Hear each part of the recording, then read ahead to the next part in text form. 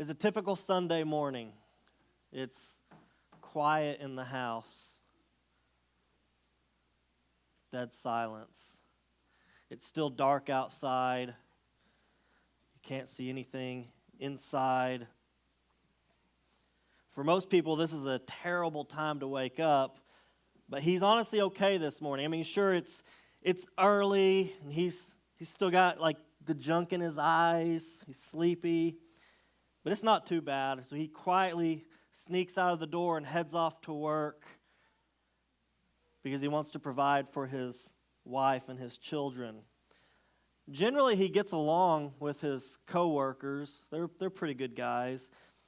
He punches the time clock and he heads on out. He's not lucky like me. He doesn't have a desk job where he doesn't have to do a lot of physical things. He does manual labor for a living, back-breaking, difficult, physical, hard manual labor. Aside from lunch and the short intramural breaks that he gets to take, his shift is 12 hours. And finally, at the end of the day, he heads home. And once he gets home, he can tell that his wife is equally tired.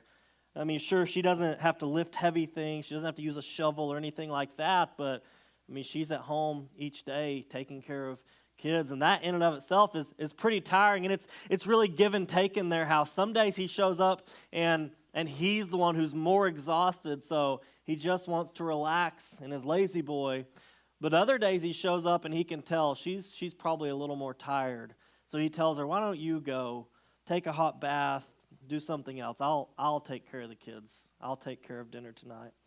And this cycle repeats itself on Monday. It repeats itself on Tuesday and Wednesday and Thursday. And each day he's dragging just a little bit more. Each day it's just a little more difficult to get out of bed. Each day he really dislikes his job just a little bit more.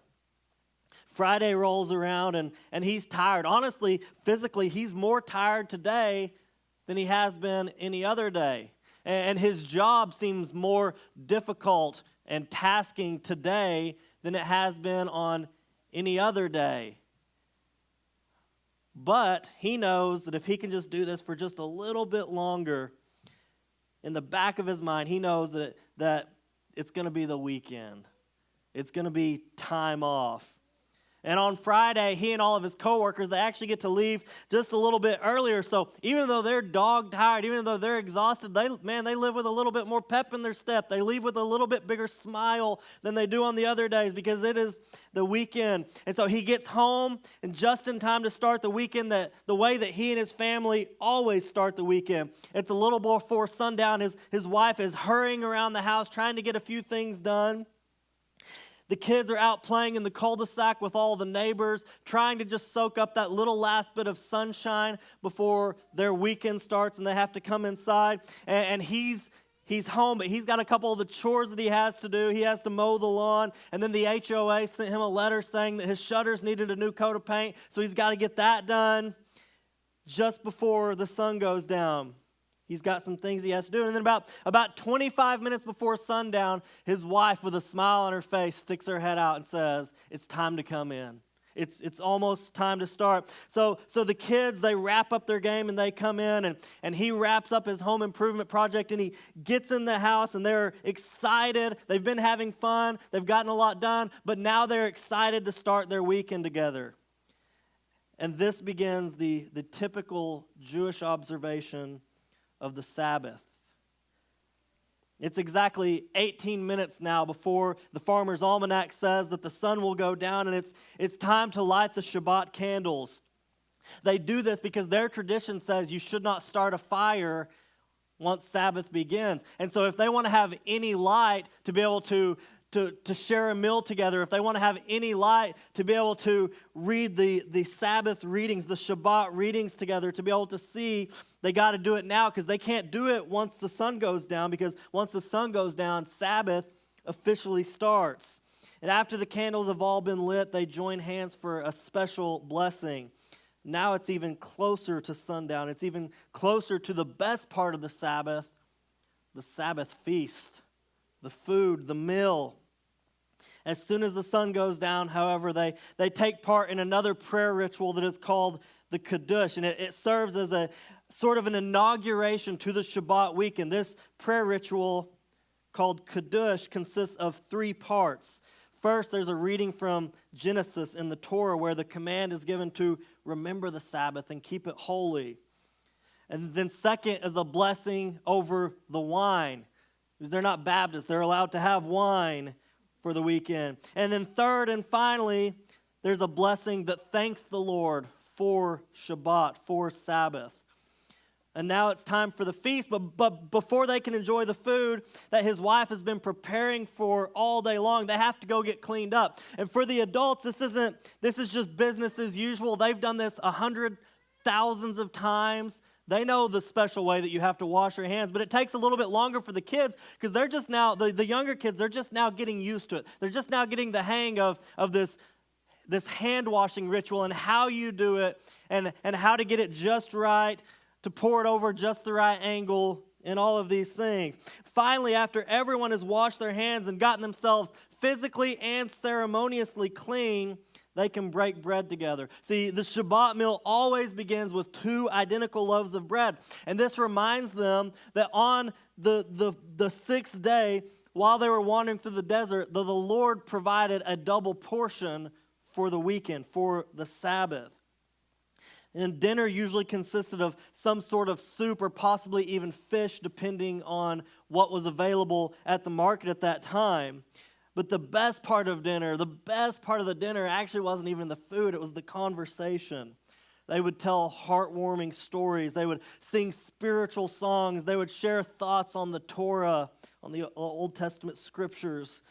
The purpose of a Shabbat meal is nourishment for their stomachs, but also nourishment for their souls. And when the meal was finished, quite some time later, after they'd had such great conversation and such great food, after they'd spent all this time reminiscing about God and how good He is, they would head off to sleep. And the next morning, he and his wife would wake up with the sun. They would wake up the children. And after everyone had gotten around and gotten out of bed, they would come downstairs for another meal, but they would have to start it with another Kiddush. The Saturday Kiddush is similar to the Friday Kiddush, except the Friday Kiddush they read from Genesis, and the Saturday Kiddush they read from Exodus before the blessing of wine and thanking God for the Sabbath. Then they go and they repeat the hand-washing ritual and share a meal together with 2 more of the loaves of bread that his wife had spent all day Friday creating. Finally, after the meal has been eaten, they leave the house. They're headed off to the synagogue for the daytime Shabbat service. The family is dressed nicely, and on the way there, their mom is reminding them, now remember kids, there's certain things that we're not allowed to do on Sabbath, and you're not going to do them. We're going in public now. We are not going to be the family that breaks the Sabbath. In fact, there's 39 different things that they know that they are not supposed to do, and each of those things has multiple things that fall underneath them like a pyramid. Mom and dad are serious about this. And some of these things aren't that difficult to keep, like driving a car. Their family doesn't even own a car, so they're not likely to fall into that temptation. Or starting a fire. You can't really start a fire while you're walking and on the road. But some of them might be a little more difficult to keep, especially the kids. They need to be reminded that you're not supposed to carry anything. So if you see a rock that you like, or if somebody lost a Frisbee and you see that, you can't pick it up. You just got to leave it sitting there and hope that it's there tomorrow. And as they're approaching the synagogue, they come upon this group of men who just look like a bunch of ragtag men who are listening to another ragtag man that has sawdust in his hair talk to them. And they were standing alongside the road and talking, and innocently enough, a couple of them reach out and they grab some grain and start snacking on it. The entire family watches what these men are doing, and they all know that they're not supposed to do that. Mom just spent the entire trip there lecturing them on the fact that you are not supposed to do that. Of course, they don't say anything, but they're certainly pondering it. Some of them are thinking, they broke the Sabbath law. Others are thinking, is it really that bad to pick a little grain and snack on it? As they got to the synagogue, they see the rabbis and the Pharisees, these political Jewish leaders, are discussing. They're in a huddle. They're discussing. They're talking. And they're not completely sure what they're talking about, but they're pretty sure they know what they're talking about. They're pretty sure they're talking about what they had just seen because they don't look that happy. And the book of Mark shows us what happened as this group of men arrived at the synagogue because they too wanted to take part in the Shabbat services. Mark chapter 2, starting in verse 23, says, one Sabbath, he, speaking about Jesus, was going through the grain fields. And as they made their way, his disciples began to pluck heads of grain. And the Pharisees were saying to him, look, why are they doing that? Why are they doing what is not lawful on the Sabbath? And he said to them, have you never read what David did when he was in need and was hungry? He and those who were with him, how he entered the house of God in the time of Abiathar, the high priest, and ate the bread of the presence, which is not lawful for any but those who were It is not lawful for anyone but the priest to eat. And also he gave it to those who were with him. And he said to them, the Sabbath was made for man, not man for the Sabbath. So the Son of Man is Lord even of the Sabbath.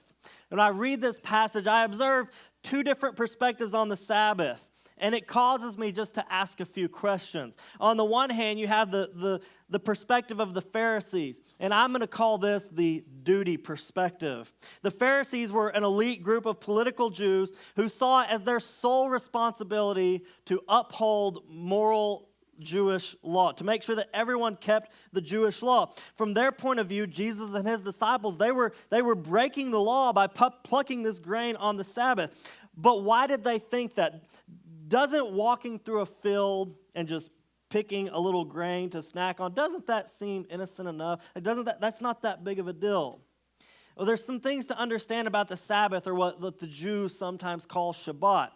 What is it? Where did this concept come from? Well, historically, the Jews drew and have drawn information about the Sabbath from two places, from the Pentateuch, which is the first 5 books of the Old Testament, and from rabbinical tradition. So, in other words, what the rabbis have traditionally practiced and taught. The example of the Sabbath was given in creation when on the 7th day, after God had labored to create for 6 days, he rested.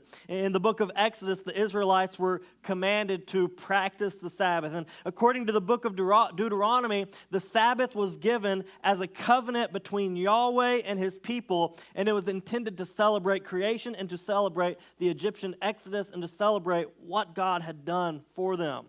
Then the second perspective that I see here is what Jesus gives, but I think it is being said in a context that we are to understand it as the perspective of Christ's followers. Because in Jesus saying this, in what he's saying, he's sticking up for his followers. And he pointed out a couple of things to the Pharisees. First, he pointed out that David, who was their most respected king, who was their most well-known king, who was their most loved king, he did basically the same thing. He did something very similar. He grabbed some food that he wasn't supposed to grab, and he ate it. And then he pointed out that the Sabbath was made for man. Man was not made for the Sabbath, and I think that verb there is very important. The Sabbath was made. Well, who made it? Who instituted it? The Lord made it. And then the last thing that Jesus said, and I think that this is important, is that the Son of Man, which is a name that Jesus often used for himself when he was claiming his deity, is the Lord of the Sabbath. He's not the Lord on the Sabbath. He's not pointing out that he is still Lord on this day, just like any other day. He's pointing out that he is the Lord who made it. He is the Lord who institutes and regulates and has dominion over it. So you have these two perspectives that are at odds with one another. One perspective is that of a group of religious policy regulators who believe that the Sabbath ought to be practiced in a specific manner. And then the other perspective that you have is of the maker of the Sabbath. Now, I don't think that we have to debate much to see who we ought to be listening to here. on which perspective we ought to be listening, the rule police or the maker of the Sabbath. I watched a movie recently. It's called Ford versus Ferrari. And it's the story of the Ford GT40. And essentially, they were competing in these races, but they were getting beat every single year by a company out of Italy called Ferrari. You might have heard of both of these cars before. And so the Ford hires this guy. You might have heard of Shelby Cobra. They hire this guy whose last name is Shelby, or maybe his first name is Shelby. I don't remember. It's not important to the details of this story. They hire this guy and his coworkers to build a car that will compete at these races with Ferrari. And so they build this amazing machine that has all the potential, has all the capacity to beat the Ferraris. And when they pick a racer, they pick some random guy that is not, he doesn't know the car that well. And he races and he blows the car up and he doesn't win. And so they go back to the car manufacturer. They go back to this Shelby guy, and they're like, your car stinks. It can't beat it. And he says, well, you're not driving it right. You need one of us. You need one of my people who built it, who made it, who know how to race it, who know what this machine is possible to do, and you need to let us race in the big race. And so that's what they do, and sure enough, they do exactly what the car is designed to do, and they win the races. I know that's not exactly a sanctified illustration, but here's my point. When it comes to matters of our faith, we have to assume that the Lord who instituted our faith and regulates it and knows more than we do is the right perspective to listen to. And when you read a passage in the Bible that has these two differing opinions, you have to assume that it is the Lord that has the right perspective. So how does this flesh out for us? Like, do we need to practice the Sabbath? We've been in this series now for the entire month of January called Rhythms, where we're looking at these things, these strategic actions in our lives that help us to be the people that God created us to be. So is Sabbath something that needs to be considered on our list of regular routines? Well, this is honestly not the easiest question to be answered, but I want to give you some information about the Sabbath, but ultimately, you have to really consider this for yourself and decide for yourself if this is something that you're going to do. Let's just look about some facts. Did you know that of all the rhythms that we've talked about, we've talked about prayer, we've talked about Bible study, we've talked about solitude, today we're talking about Sabbath. You know, of all of these rhythms, there's only one of them that's listed in the Ten Commandments, and it's Sabbath. It's also the only one of these, and it's also the only one of the Ten Commandments that we tend to question. Like Christians question, should I do this? I think one of the reasons that we reject the Sabbath is because as Christians, we're under the new covenant with Jesus, not the old covenant of the law. But does that mean that the law should be rejected by Christians? I mean, isn't a lot of what Paul wrote in his letters emphasizing grace and mercy as greater than the law? The law in the Old Testament is broken down into three categories. You got dietary, foods that you should or shouldn't eat. You've got these ceremonial laws. These are ordinances that separate the Israelites from those outside of the Hebrew Jewish race. And finally, you have moral laws, basic rights and wrongs. When Christ came, he did not come to abolish the law, but he came to fulfill the law. And I believe that he has fulfilled the dietary laws. As Christ followers, we no longer have to abstain from eating things like pork. And all the bacon lovers and Trav's Rib Shacks fans said, amen. And Christ also fulfilled the ceremonial laws. Christ's followers do not have to sacrifice our best lamb, and circumcision is no longer a requirement to be part of God's family, part of his kingdom, to be considered one of his people. And he is the fulfillment of the moral law, but I find nowhere in the New Testament that it suggests that we should not strive for morality and that we should not strive for the moral law. Morality still ought to be the mark of those who claim to follow Christ. The Ten Commandments are moral laws, and God expects us to observe even as New Covenant believers. Nobody looks at the Ten Commandments and says, well, this is Old Testament law, this is Old Covenant law, and I'm a New Covenant Christian, so I can murder whoever I want. I can cheat on my spouse, and it's okay. I can do these things if I want. Nobody questions that. But we question Sabbath observance. Well, why is that? Did Jesus say that we shouldn't practice the Sabbath? No, he didn't. He did call into question how we practice the Sabbath, though. I mentioned earlier that what the Jews believe about the Sabbath and Sabbath practice, they draw it from two different places. They draw it from the Old Testament, and they draw it from rabbinic tradition. In other words, what the rabbis traditionally practiced and taught about the Sabbath. Here's the problem, though. When it comes to the Talmud and the Jewish Sabbath practice in the Mishnah, it is much more heavily influenced by tradition than it is by the Torah. In fact, the Torah actually has very little to say about how we ought to practice Sabbath. It's clear that we should observe the Sabbath and keep it holy. But as far as what we do, it has very little to say. And multiple times in the New Testament, you see this scene play out where the Pharisees are questioning Jesus or scolding Jesus or reprimanding Jesus based on how he and his followers practice the Sabbath. And again, I just want to point out that you always have to assume that Jesus is right, and anything contrary to his viewpoint is not right. It is wrong. Jesus never suggested that Sabbath practice is wrong. He suggested that the Pharisees and their tradition has veered off course.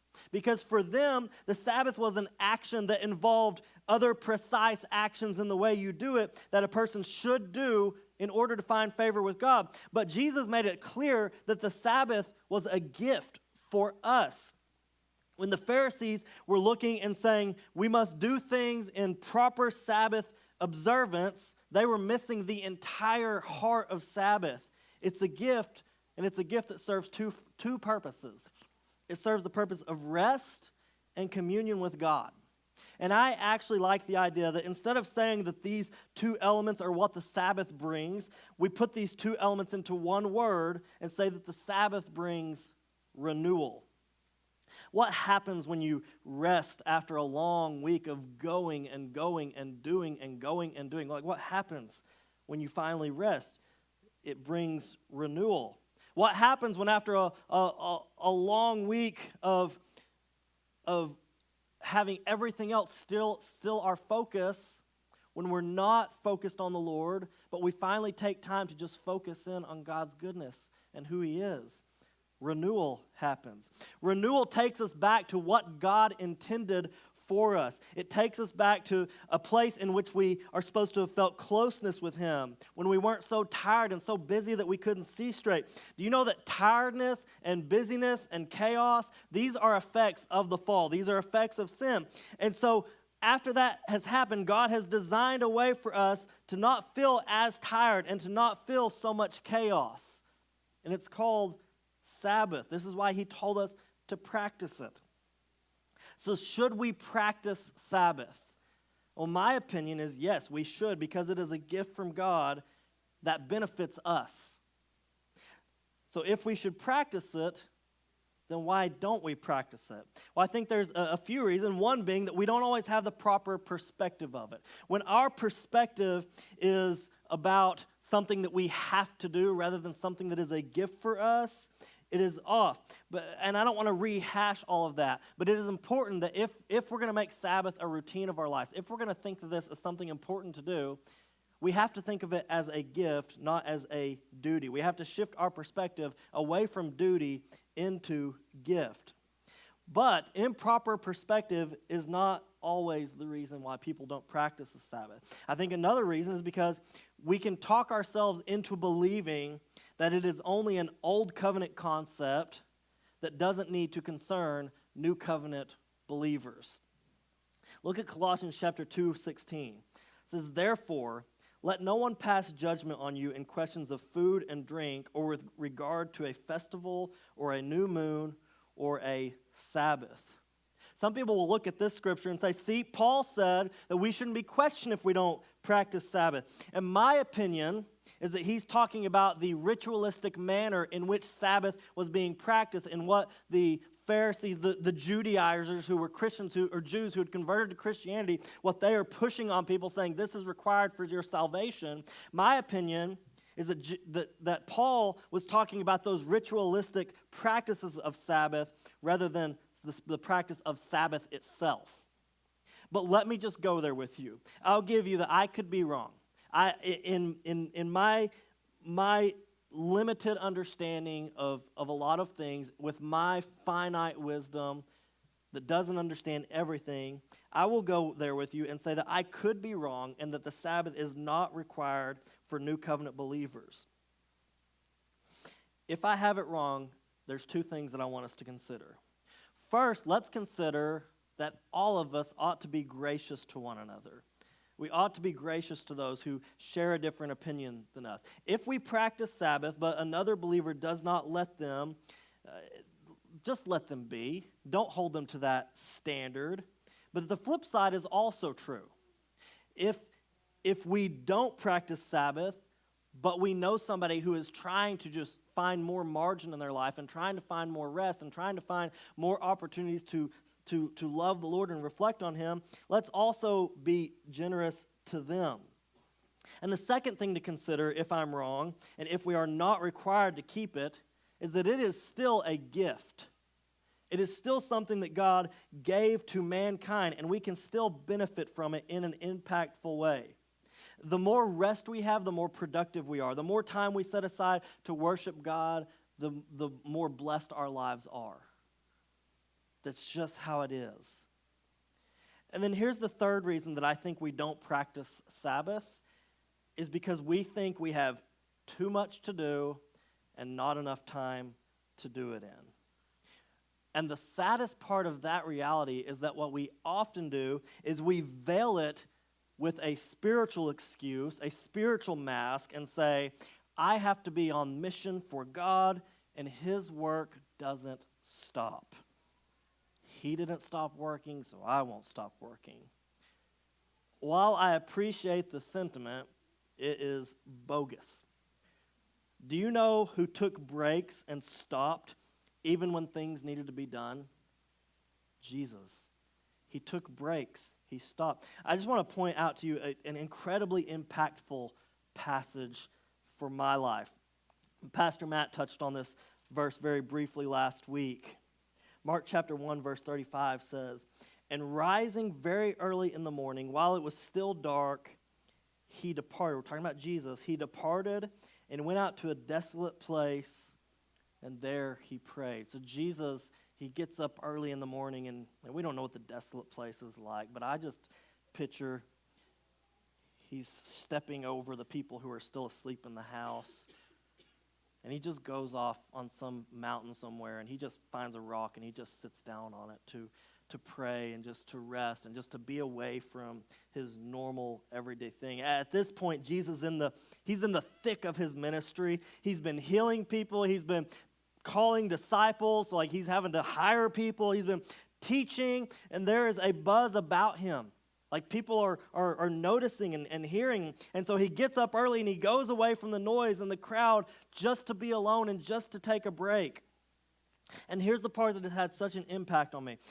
Verse 36 says, "And Simon and those who were with him searched for Him, and they found Him and said to Him, 'Everyone is looking for you.' And He said to them, 'Let us go to the next towns, that I may preach there also. For that is why I came out.' And He went all throughout Galilee, preaching in their synagogues and casting out demons." So Peter comes to Jesus after Jesus has been healing. He finally gets a night of sleep, and Jesus goes out by himself. And Peter comes to him, and he only says one thing: "Everyone is looking for you." Can you just consider this scene with me? Jesus has been doing incredible things. He's hiring people for His disciples. He's resisted the temptation of the devil. He's been baptized. He's healing people with unclean spirits. He's healed Peter's mother-in-law. He's doing so much, and so much so that in the early hours of the morning, while it was still dark, this buzz about him. While it was still dark, there's a crowd lined up waiting to see Jesus. Everyone is looking for him. There's a man who just a few days ago, he just lost sight. He had vision. He doesn't have vision. The doctors don't know what to do. He doesn't know what to do, but he's heard about this Jesus. So he goes to where Jesus is staying in the middle of the night just to wait in line. There's a husband whose wife has taken ill, so sick that she can't even get out of bed. And all he wants to do is heal her. And he knows he doesn't have the money to pay a doctor, but he believes in this Jesus. He believes so much in Jesus that he says, she doesn't even have to come with me. All you have to do is say the word and she'll be healed. And there's a woman who has a nephew living with her, and everyone else has rejected him. The rest of the family wants nothing to do with him. He's just too much. He's demon-possessed. He's just too much. And she wanted to bring him the night before, back in verse 32, whenever Jesus was casting out demons, she wanted to bring him, but she couldn't. She had too much going on. So she comes in the middle of the night, and she waits in line because she believes that this Jesus who's been doing all these incredible things might just be the hope. There's a mom and a dad. They have a 5-year-old daughter. She's been crippled since birth. Her legs are just deformed and twisted.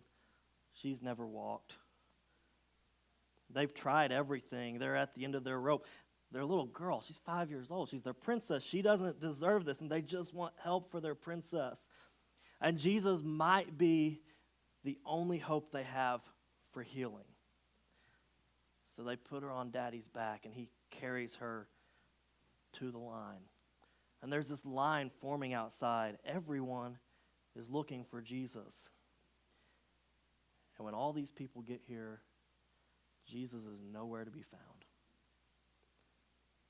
So Simon and the other disciples, they scurry around, they hurry, they head out to find him. And the text says that when they find him, they just plead with him, Jesus, everyone is looking for you. All that you've been doing, it's people are finding out, and they want the same thing.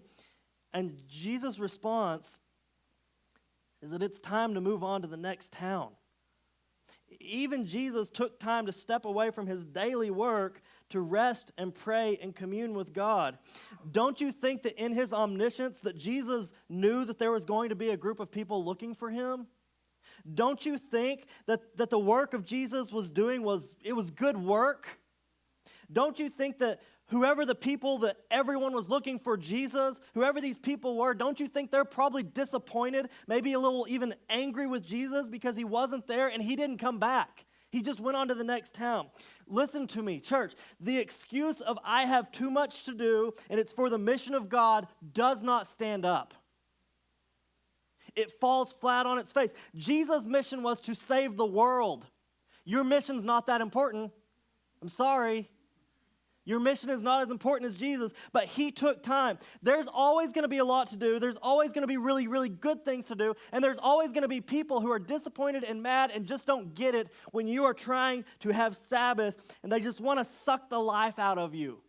All of these things are always going to exist. You have to be okay with not accomplishing everything you think you ought to accomplish. You have to be okay if some people just don't get it and they don't like it and they get mad at you when you cannot fulfill everything that they expect of you to fulfill. I know there will always be plenty of reasons to reject the Sabbath, rest, and renewal. And I also know that it can be difficult to make yourself do that. But I also know that Sabbath is a gift from God, and God gives good gifts. He gives good gifts. So if you decide to make this a part of your life, there's not really a one-size-fits-all version of Sabbath practice. And I think this is where that new covenant thing comes in. That we don't have to keep these rituals and things. But we do need to take time to rest, relax, focus on Jesus. And so I'm not going to spend much time on how you practice Sabbath, but here's what I want to encourage you with. Set aside time. You don't have to do the normal stressful things of your life. Just set aside time. You might have to mark it in your calendar so that you can tell people, I'm sorry, I'm busy that day. Can I teach you guys something? I want you to repeat this word with me. No. Say it. No. you're allowed to say no. You're allowed to say, I already have something going on. And you don't have to explain to everybody that what I have going on is I'm going to play Mario Kart and I'm going to smoke my kids at it tonight. Like you don't have to give them the reasons that you're saying no to what they expect of you. It's okay. But sometimes you just need to set aside times of your life, and you have to be okay with disappointing people sometimes. But I promise you it will be worth it. So I don't want to tell you everything that you have to do about Sabbath, but here's 3 things that I think that it should be. It should be intentional. Like I said, this means you plan it out. Maybe it's a day of the week. Maybe it's an evening of the week. I think one thing that we learned from Jesus' example is that the Sabbath does not have to be rigid, but it should be implemented and it should be intentional on what we're trying to accomplish. Whatever you decide, mark it on your calendar and mark it as non-mandatory. The Sabbath should be relaxing. Don't pick up your work during Sabbath time. If your cell phone is your work, put it in another room. If your computer is your work, put it in another room. If just staying around and just relaxing, let's be intentional. Let's be relaxing. If just staying at home in your sweatpants all day is relaxing, then by all means, stay at home in your sweatpants all day. Do it. Give yourself permission to do that. If it's a round of golf, do it. I don't know how anybody relaxes playing golf. I love golf, but I get a lot farther away from the Lord than closer to the Lord when I go play golf. I'm telling you that right now. If it's building a new coffee table or making something with your hands, do it. Just make sure it's a relaxing thing for you. And it should be, the third thing is it should be celebratory. One thing that I think the Jewish tradition gets really right with the Sabbath is that it is a weekly celebration of God's goodness. I mean, it is a celebration. This doesn't mean we have to have a party each Sabbath, but we should reflect on His goodness and presence in our lives. And I will say that oftentimes the best way to reflect on His goodness in our lives is meditation, it's prayer, it's solitude, it's reading the Bible, all the things we've talked about before this week. Those are great things to do on the Sabbath. Ultimately, Sabbath is a gift for mankind. But like any gift, you hold the power to reject or accept it. Let's pray.